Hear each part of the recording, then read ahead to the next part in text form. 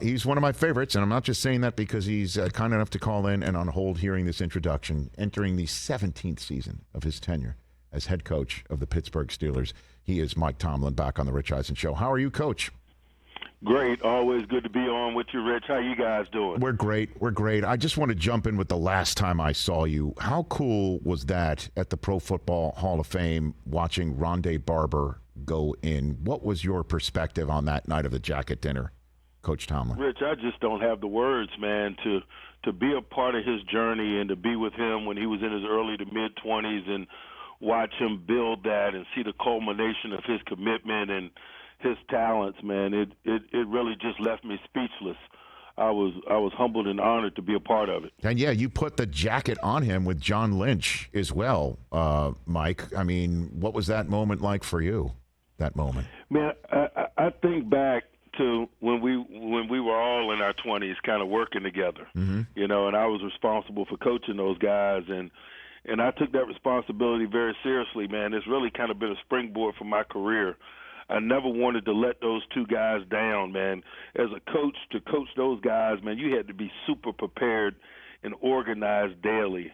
And they just brought the best out in me because I wanted the best for them. And to see them in their rightful place, man, in Canton, Ohio, man, it gets no better than that. Well, and also, just again, I love being a fly on the wall. I'm so fortunate to be a fly on the wall for that weekend, and then to be, in the post-dinner reception party, and then just looking over to my right and seeing you talk to Bill Cowher.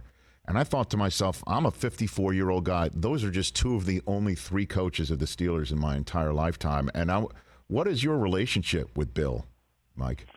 Man, I love BC, man. He has been an awesome big brother to me. Man, I've done nothing but appreciate him more over the years, man, because this very small fraternity he and I are in is a beautiful thing, man. He knows the ground that I walk on. I'm always amazed when we get a chance to catch up, and he can tell me exactly what's going on in my life because he's been there, and that is a cool thing.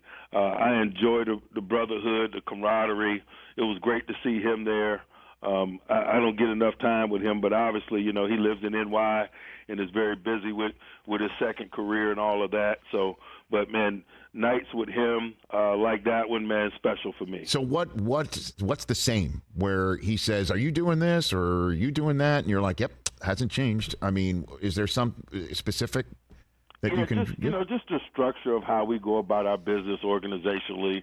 He knows where our organizational focus is on over a 12-month calendar and the head coach's responsibilities in it, and he's right, and he is the only guy on the planet, man, that really kind of understands what it's like to walk in my shoes, man, and I'm so appreciative of that, and that's why I enjoy spending time with him. Mike Tomlin, head coach of the Pittsburgh Steelers, prior to his 17th season as head coach in Pittsburgh, right here on the Rich Eisen Show. From the outside, Coach, it looks like your team is ready and really improved from last year. I wonder what you think. You know, I think we'll find out, man, on September 10th and beyond, you know.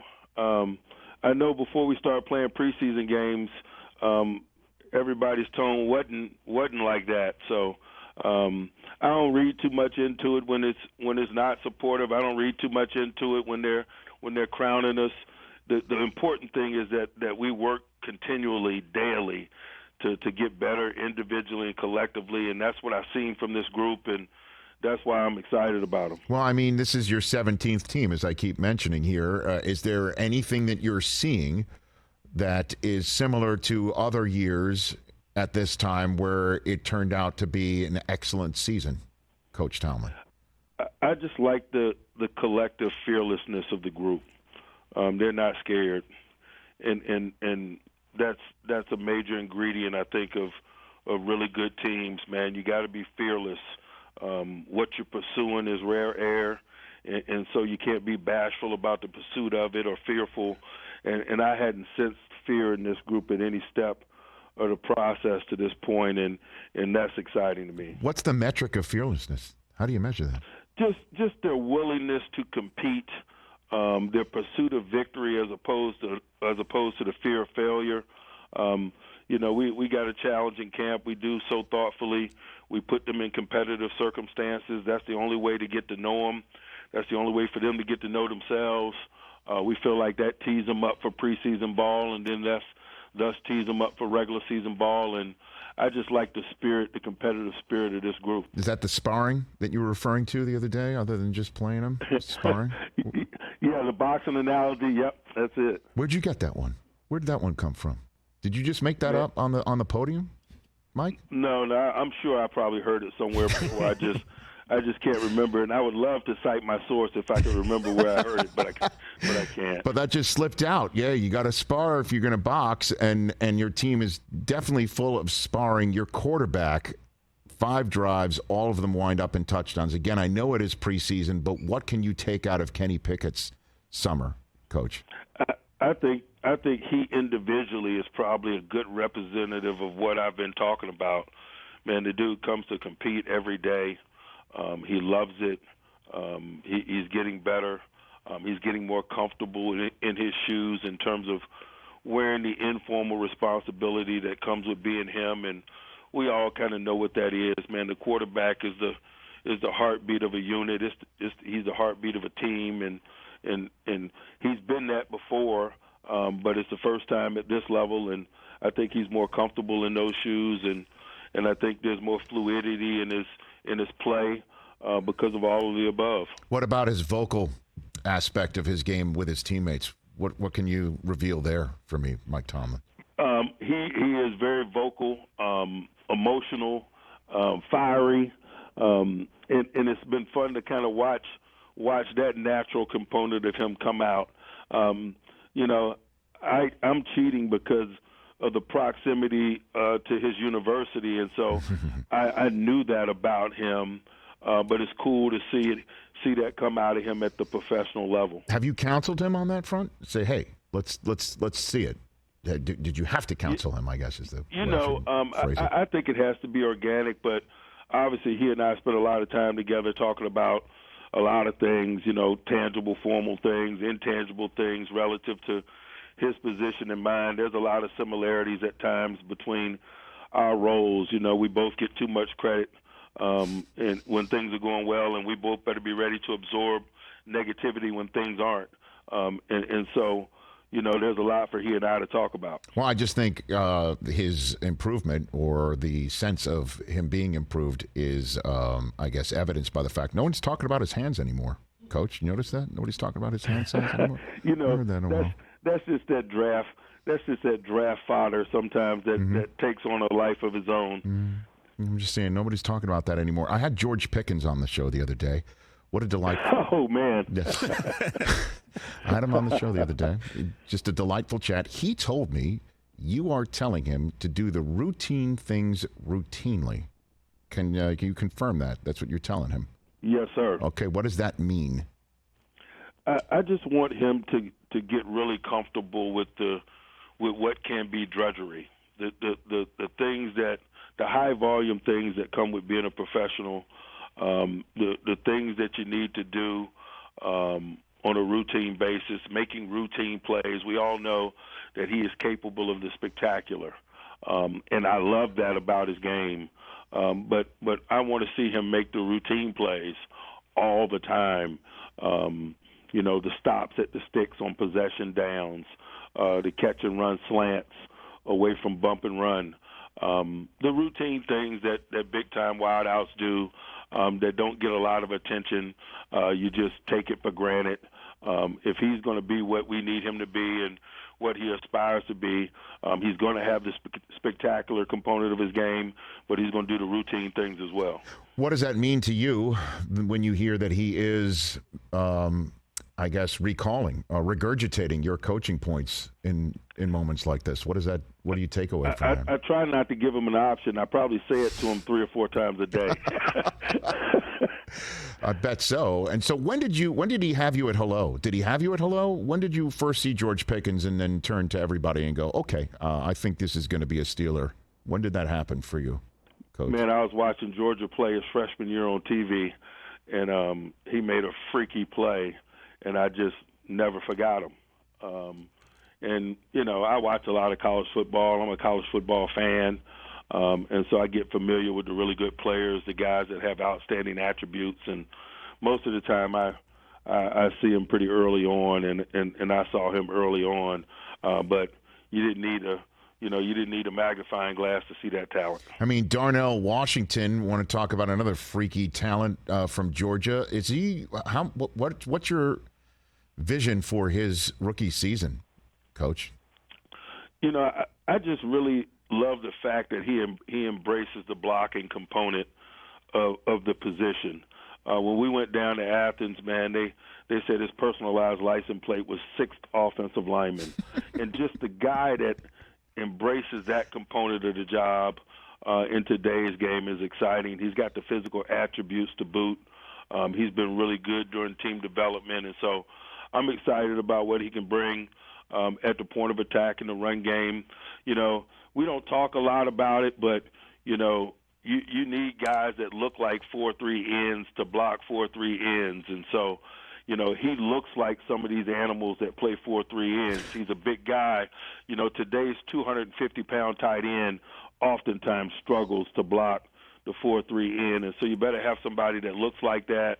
He physically looks like that. He has an appetite and an attitude for it. And so I'm looking forward to him being a big-time help to us. And really he's been better in the passing game through this process maybe than we anticipated, which is also a plus. Mike Tomlin, coach of the Steelers. A few more minutes left with him here on 2 Mondays before kicking off the season against the San Francisco 49ers. We already established, again, back in the day, you with Tampa, you were obviously coaching the back end of the defense, but you've been around some really talented people there and where you currently are. Where does TJ Watt rank for you? Oh, man, he's in that elite class.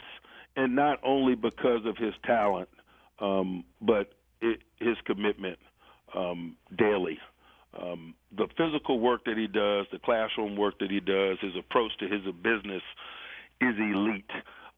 It is Derek Brooks-like. It is John Lynch-like. It is like some of the guys that I've been around that we had a chance to spend some time with a few weekends ago.